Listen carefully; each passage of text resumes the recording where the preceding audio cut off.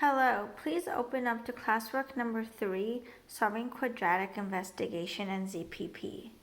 Before we begin, remember if you have not taken a Learning Target 7 reflection quiz, that you can always take that.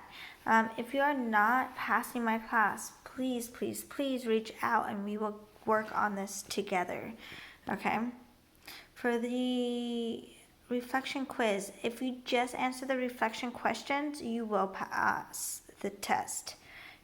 No math involved.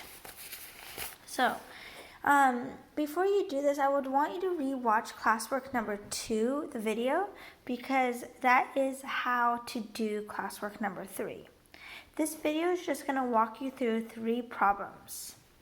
So number 1 is figuring out the x-intercepts. For the x-intercepts is when it crosses the x-axis, okay?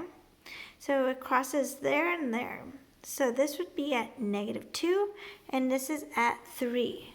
So when you write it, you would write it as a coordinate, and your y value is 0. So -2, 0, and 3, 0. And that's how you find the x-intercepts. Number 3, solve each quadratic equation using ZPP. Remember, ZPP stands for the zero product property. So we are factoring like in the last unit, classwork 5 in the last unit. Our A value is 1 because there's 1 in front of the x. Our B is 10 because 10 in front of the x. And C is 21. That's the constant. Okay? We make a diamond. We think of, remember on the top of the diamond is A times C. And on the bottom of the diamond is B for bottom. We want to think of what 2 numbers multiply to get 21 and add to get 10, and that is 3 and 7.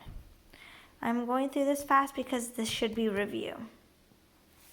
When I make the box, remember ax squared goes on the top left, your C goes on the bottom right, and then these 2 numbers that you got on the side go in here.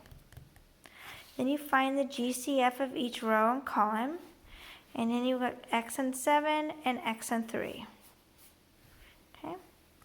After you do this, this is from what we did in our last unit, then you would write it into 2 separate equations. So you get x plus 7 equals 0, x plus 3 equals 0. And you solve for x.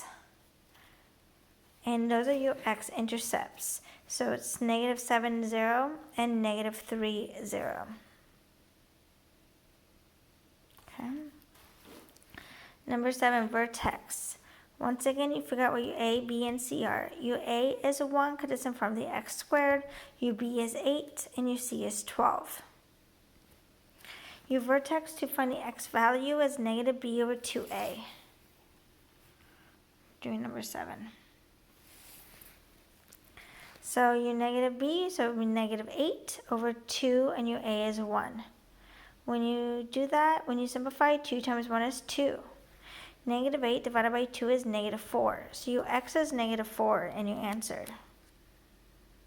To solve for y, you have to plug it into the equation, the original equation. So I plug in -4 squared plus 8 times -4 plus 12. So I put -4 in when I see an x. And I simplify. -4 squared is 16, -32 and 12, and you get -4 again. So your y value is -4. I know I went through this pretty fast, but please watch the video in classwork 2 to understand this more. I just wanted to go over 3 answers with you from the worksheet. Okay? Thanks. Bye.